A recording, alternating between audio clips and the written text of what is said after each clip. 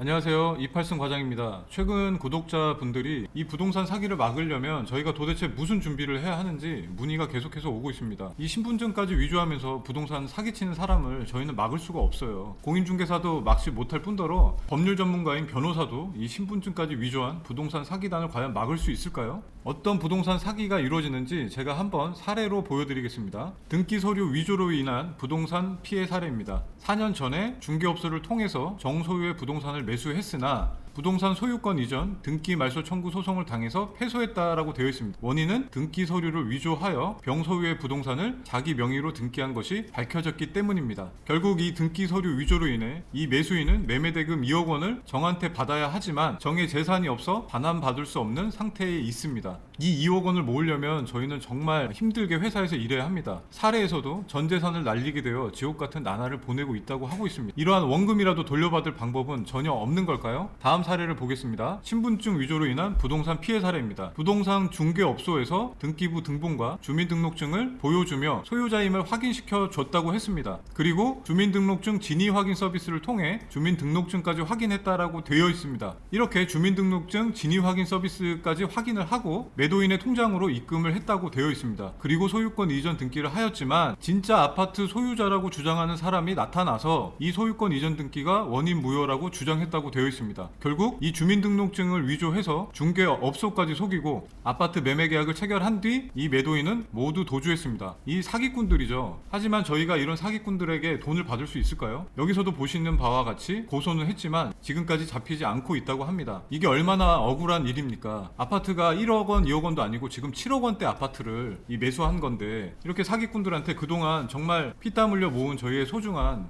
이 아파트 대금을 한순간에 날려버린다면 여러분은 어떠실 것 같습니까? 저는 생각만 해도 끔찍합니다. 그래서 저는 이 아파트를 최대한 경매 물건으로 사려고 하고 있습니다. 이러한 피해 사례가 저희한테 안 온다는 보장이 어디 있습니까? 확률이 낮은 것 뿐이죠. 이중매매로 인한 부동산 피해 사례입니다. 매도인에게 계약금, 중도금, 잔금을 모두 지급했는데 등기를 넘겨받지 못하고 있다고 합니다. 이게 도대체 어떻게 된 일일까요? 지금 설명이 많이 나와 있지만 이거는 중요한 사항이므로 제가 도표로 짧게 설명드리겠습니다. 이 기존 소유자가 갑이고 이 매수인이 병입니다. 2020년 1월 1일 날 갑과 병은 매매 계약 후 병은 갑에게 1억 원 계약금을 송금했습니다. 하지만 이 갑은 을과 2020년 1월 1일 날 계약을 한 후에 2020년 2월 1일 오전 잔금을 송금받고 소유권 이전을 위한 등기 서류를 제공합니다. 그런데 이 병도 2020년 2월 1일 오후에 잔금을 송금했습니다. 하지만 소유권을 취득하지 못했습니다. 왜냐하면 이 잔금 후 등기를 먼저 한 사람이 소유권을 취득하게 되어 있습니다. 이것이 부동산 이중매매입니다. 물론 이 매수인 을이 이중매매를 알고 이 거래에 적극 가담하지 않은 이 선의의 매수인인 경우에만 등기를 칠 때 소유권을 유효하게 취득하게 됩니다.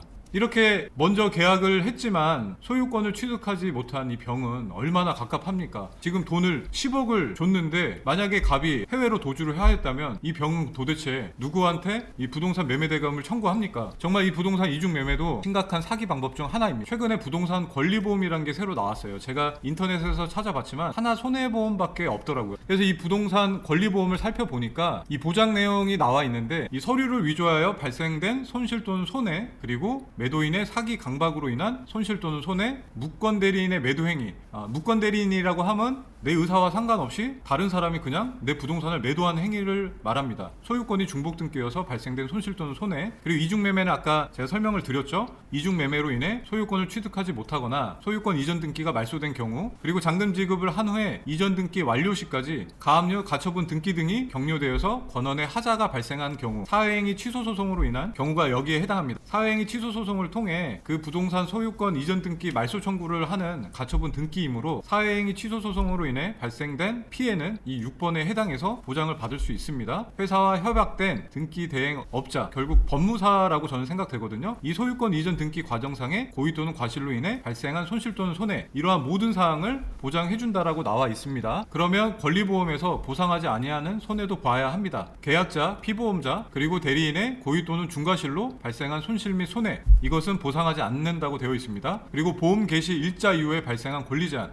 제가 생각하기에 이게 제일 중요한 것 같습니다. 이 2번의 뜻은 잔금을 지급하기 전에 저희가 보험 계약은 체결했지만 갑작스러운 압류가 들어온다던가 유치권이 설정된다던가 잔금 이전에 발생한 그 권리로 인해 이 부동산의 권리가 제한이 된다면 이것은 보험회사에서 보상하지 아니하는 손해라고 규정되어 있습니다. 그리고 용도와 관련된 법률, 행정당국에 의한 제한 규제, 금지와 관련된 손실 또는 손해는 보상하지 않는다. 그리고 보험 개실 이후에 발생한 임차인의 보증금에 대한 권리, 보험증권상의 보상의 예외로 명시한 항목은 보상하여 드리지 아니한다라고 설명되어 있습니다. 저희는 여기에서 2번 항목을 유념해서 살펴봐야 하겠습니다. 이 부동산 권리보험이 도대체 얼마가 되는지 궁금하죠? 매매가 3억 원 기준으로 한 46만 원 정도 합니다. 보통 부동산 등기하는데 40만 원 정도가 소요되는데 이 45만 원 정도면 제가 봤을 때는 그렇게 비싼 가격은 아니라고 생각됩니다. 이러한 권리보험에 가입을 하려면 매매 계약 작성 후 잔금 납입 7일 전까지 모바일을 통해 가입하시면 되겠습니다. 이 부동산 매매 계약 시 이러한 사고를 예방하기 위해서는 결국 권리보험 가입을 통해 저희 스스로가 리스크를 줄여야 하겠습니다. 저희가 피땀 흘려 모은 이 소중한 저희의 부동산 매매 대금을